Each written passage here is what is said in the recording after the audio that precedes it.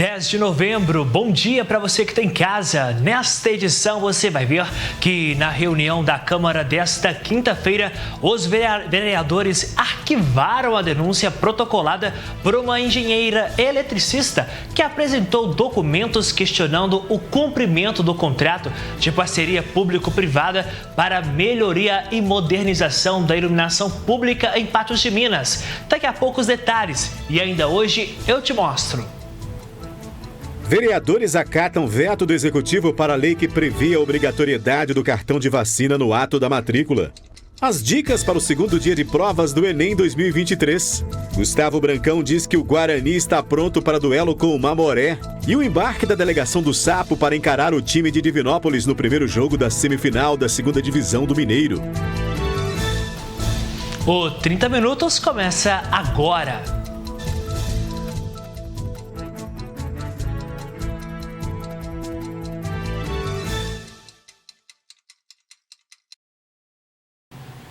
Em parceria com o Sicoob Credicopa, alunos da escola Professor Aristides Memória escreveram livros infantis. O projeto contou até com uma noite de autógrafos.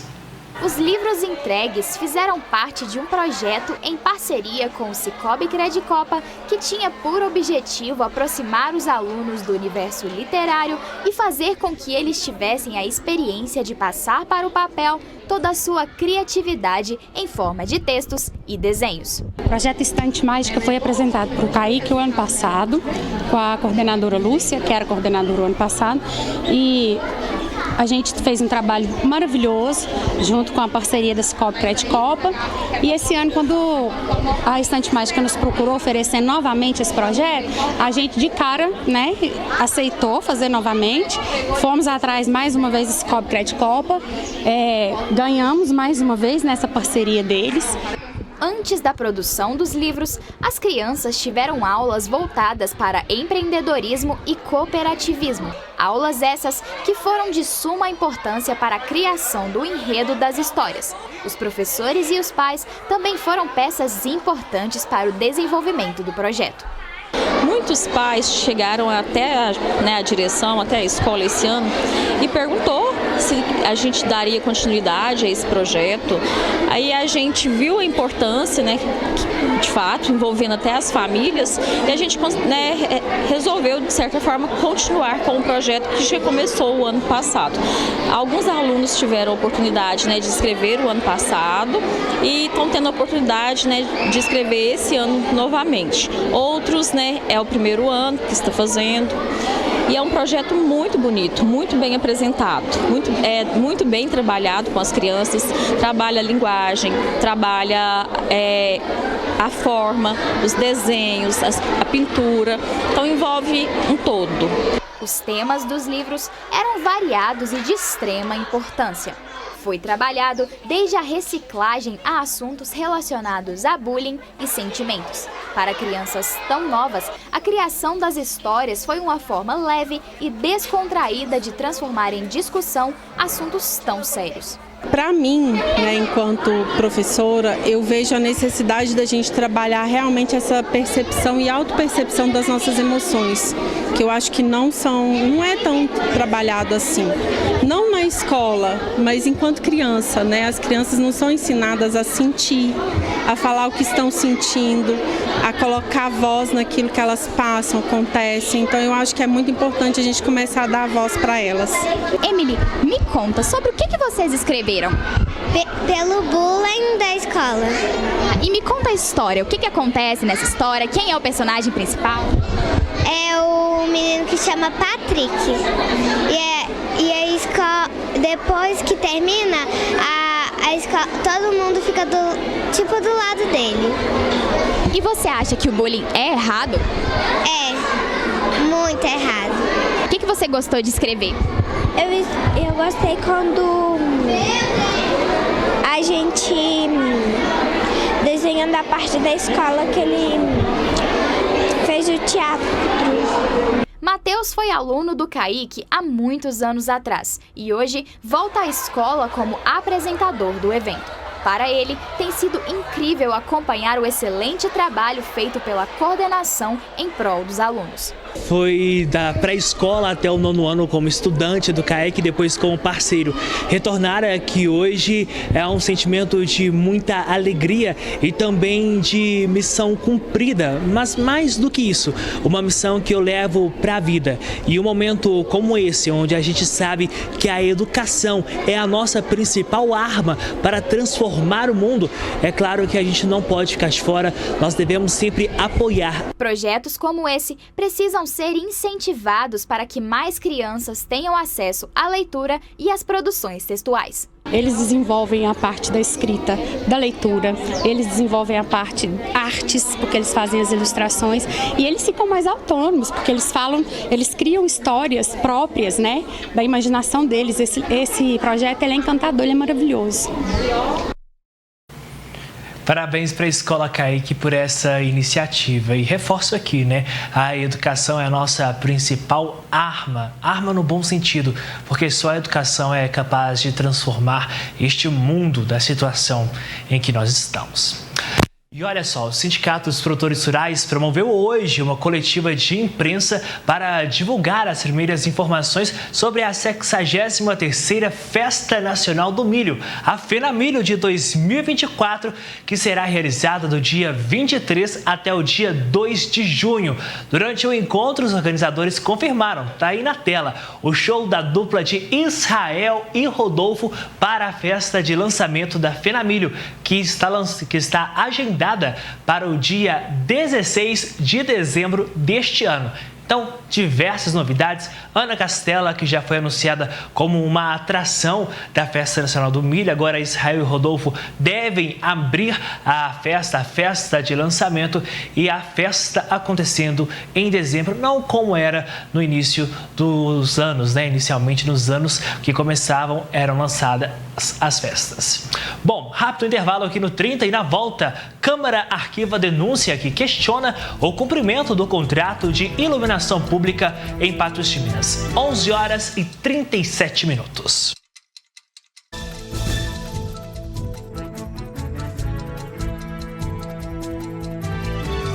O que você tem feito para cuidar da sua saúde? Saiba que a Clínica e Laboratório Mais Exames tem tudo o que você precisa. Cuidar da saúde é prioridade, por isso você precisa ter o diagnóstico certo para seguir em frente. A Mais Exames tem o maior centro de diagnósticos de Patos e região. Exames laboratoriais, tomografia computadorizada, raio-x e mamografia digital, endoscopia, ultrassonografia geral e todos os exames cardiológicos. Além disso, uma equipe médica multidisciplinar completa. Cuide sempre de você. Atendemos particular e convênios. Mais exames, mais pela vida.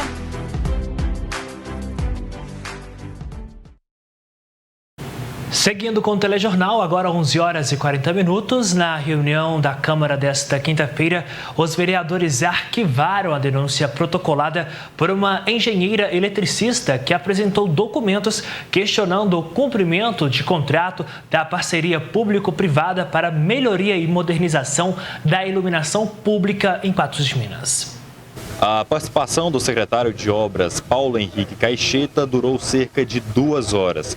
Neste período, os parlamentares o indagaram a respeito da parceria público-privada de iluminação pública. Todas as perguntas foram respondidas, né, e não ficou nenhuma dúvida com relação aos vereadores, e a gente pôde esclarecer, né, e aqui é muito bom a gente poder falar. A PPP de iluminação pública é um contrato e uma concessão de 13 anos, onde por 18 meses a gente tem a parte de modernização.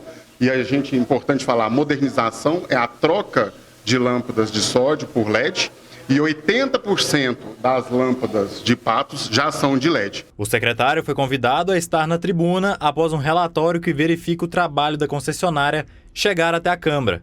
Porém, o secretário diz que não existe um relatório oficial. Não é um relatório oficial, porque nem a prefeitura tem esse relatório oficial. Esse relatório ainda vai ser entregue para nós pelo verificador independente, que é quem verifica se a concessionária está executando aquilo que está no contrato. E a partir da entrega disso é que a gente valida ou não a entrega do Marco 1. A partir da entrega do serviço, ele tem 60 dias para nos entregar. Está previsto para o verificador independente nos entregar ele na próxima terça-feira. E assim que for feito, que for validado por nós, analisado pela equipe técnica da Prefeitura, ele será amplamente divulgado no portal da transparência para toda e qualquer pessoa que quiser ter acesso. A denúncia feita pela ex-fiscal da parceria público-privada foi arquivada por unanimidade pelos vereadores. Denúncia arquivada por 16 votos. Quando há um contrato, né, isso é negociável entre as partes. O marco ele está acontecendo. Então, há reuniões semanais, todas as quintas-feiras, na sala de reuniões da sede da Prefeitura, inclusive com a fiscal, ela participava de todas as reuniões, era discutido com relação a cronogramas, com relação a prazos, com relação a notificações, se era necessário, se não era. O fiscal ele tem autonomia total e restrita para notificar ou não a empresa. E com um placar de 14 votos a 3, os vereadores acataram um veto integral do Executivo que considerou inconstitucional a lei que previa obrigatoriedade na apresentação do cartão de vacinas no ato da matrícula na rede municipal de ensino.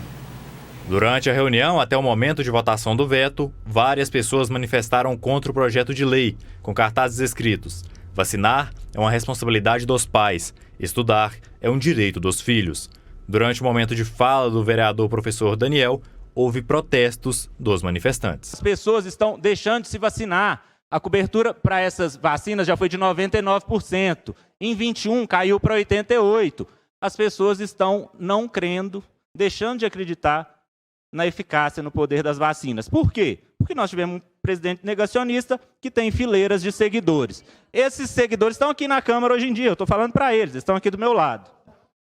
E o Falcão é um deles, né? Então, assim, essa gente não está preocupada com a saúde das crianças. Essa gente não está preocupada com crianças. Essa é o real de um veto que vem como esse. Por quê? Porque criança vacinada é criança saudável. Criança vacinada é criança segura. Essas pessoas são contra isso. Essas pessoas, no fundo, não se importam com crianças, fazem política por favor, mal feita, negacionista. Peço que respeitem a fala do vereador. Vida segura, a partir da segurança das crianças. Só para deixar muito bem claro para a população, nós somos favoráveis a vacinas.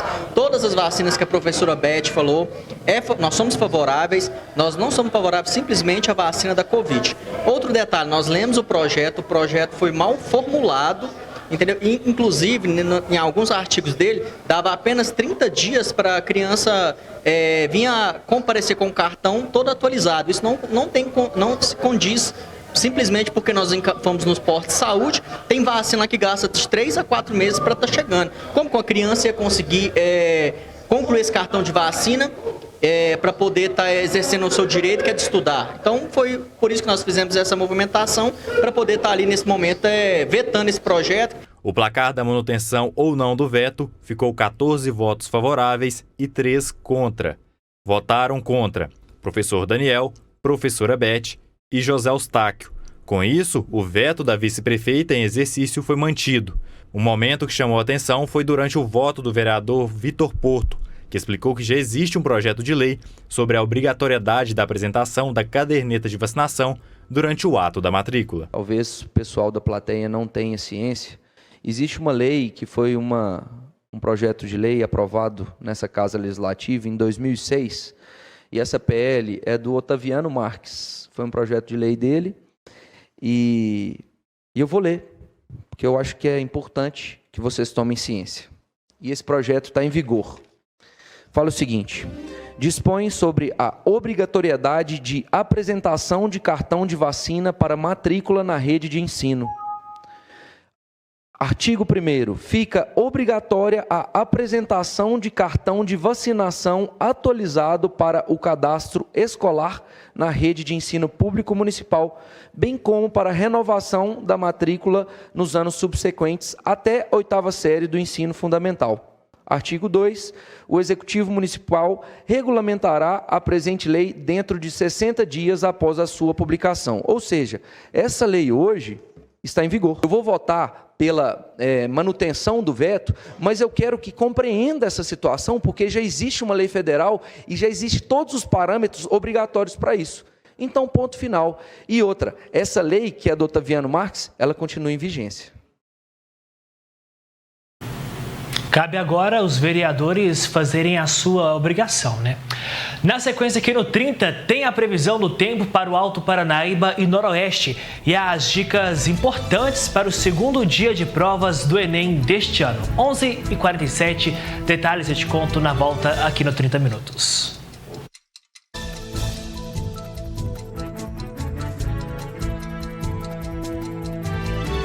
O segundo dia do Enem acontece neste domingo, quando os estudantes terão pela frente as provas de Ciências da Natureza e Matemática.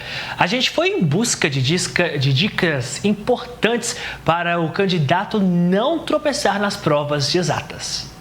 O primeiro dia do Enem foi com temas de linguagens e ciências humanas, com a redação Desafios para o enfrentamento da invisibilidade do trabalho de cuidado realizado pela mulher no Brasil. A preparação agora é para o segundo dia de provas, com os conteúdos de matemática e ciências da natureza, englobando química, física e biologia. Primeira coisa que a gente fala é manter a calma, porque nós sabemos, né, da extensão da prova, né? A prova de matemática, o Enem, ela trabalha com questões contextualizadas, questões interdisciplinares, e isso tem muito texto, né?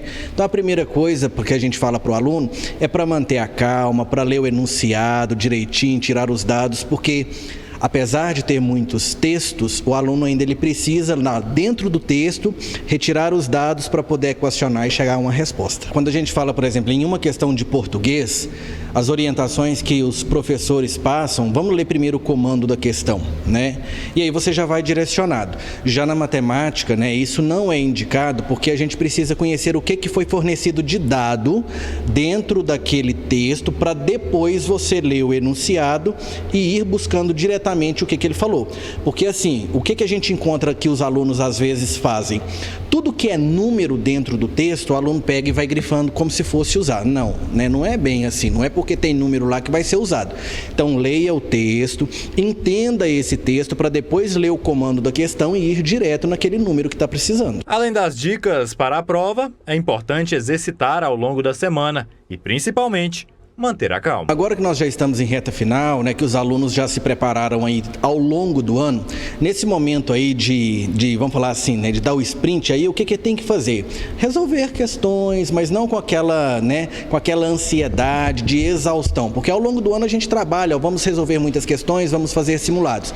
Agora é o momento de praticar, porque a gente sabe que o Enem ele chega a ser um teste físico, né? São 5 horas de prova, que o aluno fica sentado, às vezes desconfortável, fazendo prova. Então, assim, vamos praticar isso aí para poder manter o que a gente fez ao longo do ano. E lembrando que no sábado o Unipan promove um aulão pré-Enem, onde serão abordados os temas da prova. Sábado agora, né, será o segundo dia de aulão solidário, né, promovido pelo Unipan, e nós vamos estar lá com a matéria, com os eixos matemática e ciências da natureza. Então são os professores de matemática, né, dos principais colégios, juntamente com ciências da natureza, que pega aí biologia, aproximadamente 15 questões no Enem, física também 15 questões, química 15 questões, para juntar os dois eixos aí, nós vamos arrebentar lá sábado à tarde. Mudando de assunto, o IMET mantém um alerta de uma nova onda de calor. De acordo com o Instituto, a temperatura deve ficar até 5 graus acima da média por um período de até 3 dias. Vamos então aos detalhes na previsão do tempo. Previsão do tempo. Sexta-feira de céu claro com poucas nuvens, tempo seco e calor no Alto Paranaíba e Noroeste. A umidade relativa do ar segue em baixa e registra 20%. Hoje, em Patos de Minas, a temperatura máxima deve chegar aos 35 graus. Mesma previsão para amanhã, com variação de 19 a 35 graus na capital do milho. Em Presidente Olegário, neste sábado, mínima de 20 e máxima de 36. Em Rio Paranaíba, variam de 20 a 34. Já em Lagoa Grande, vai de 21 a 38. e em São Gotardo vai de 20 a 33 graus neste sábado.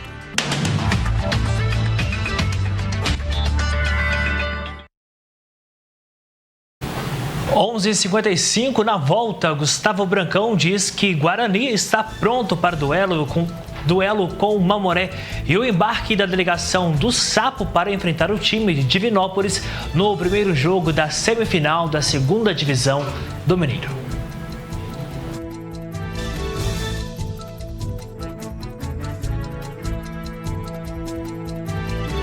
Agora a gente fala de esporte, porque o Mamoré viajou na manhã de hoje para Divinópolis, onde encara o Guarani neste sábado, em jogo válido pela primeira rodada da semifinal da 2ª divisão do Mineiro.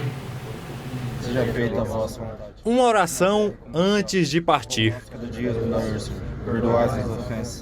Rumo ao primeiro de 2 jogos que podem colocar o Mamoré novamente no módulo 2.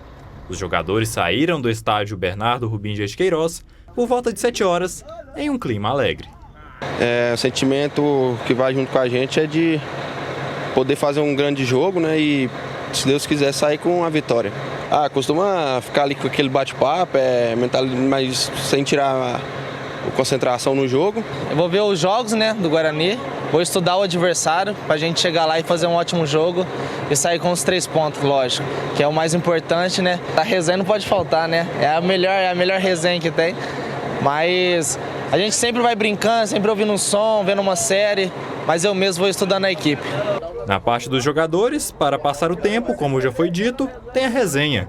E o técnico, o que ele faz durante o trajeto? O técnico descansa, estuda o adversário. A viagem agora é para a gente poder dar uma descansada, né? Tirar um pouquinho do estresse do jogo, do dia a dia da semana, da tensão, né? Mas mesmo assim a gente procura estudar um pouco o adversário, né? Já saber o que vamos fazer no jogo para que a gente possa fazer um bom jogo. São todo mundo os amigos, vão conversando bastante, bem relaxado, né? Logicamente com muita concentração para o jogo de amanhã, um jogo bastante importante para a história do clube. A gente está bem confortável, é uma viagem não muito longa, são 300 e poucos quilômetros, vai dar um tempo bastante bom para se descansar e fazer uma grande partida amanhã à tarde contra o Guarani lá no Farião. Diante de todas as descontrações, toda a concentração se volta para o confronto diante do Guarani. O Mamoré é uma das equipes tradicionais, juntamente com os demais, né? Que pensa também como os demais, né? De buscar um acesso. Chegamos entre os 4 melhores, né? Em boas condições, tem condição de fazer um bom jogo lá e aqui em Patos. Eu espero que nós possamos fazer um bom jogo lá. E acenando pela janela, a delegação saiu rumo a Divinópolis. Serão cerca de 5 horas de viagem.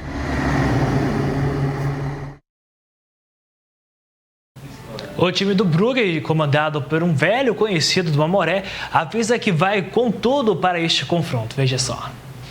Depois de um ano fora das competições profissionais, o Guarani voltou na 2ª divisão do Campeonato Mineiro e é um dos semifinalistas.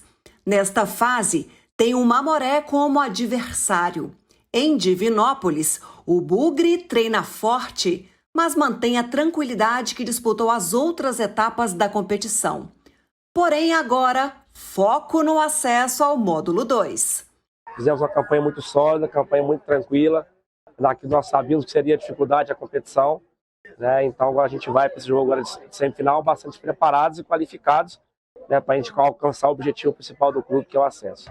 O Guarani sabe dos desafios que terá pela frente contra o Mamoré, mas está preparado e confiante. Vamos pegar uma equipe bem qualificada, que é a equipe do Mamoré, invicta na competição, né? Então sabemos que vão ser 2 jogos aí de suma importância, o jogo que define o acesso das equipes na competição, então que possamos aí dentro do campo fazer o nosso melhor, né? E aí saímos merecedores dessa classificação e desse acesso para o módulo 2 de 2024.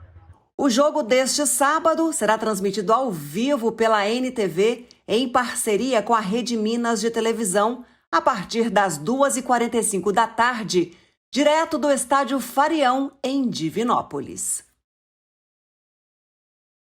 Reforçando então, 15 para 3 da tarde amanhã, você pode assistir a NTV pelo canal 8.1, também pelo site ntv.tv.br, pelo canal do YouTube, @NTVPDM, e você pode agora baixar os aplicativos gratuitos da NTV e Patos Já no seu celular e ainda nos assistir pelo Facebook, @NTV Patos de Minas. Então se liga, viu? Neste sábado, 15 para 3 da tarde, a partida entre Guarani e Mamoré, direto de Divinópolis, ao vivo na tela da NTV. Obrigado pela sua companhia.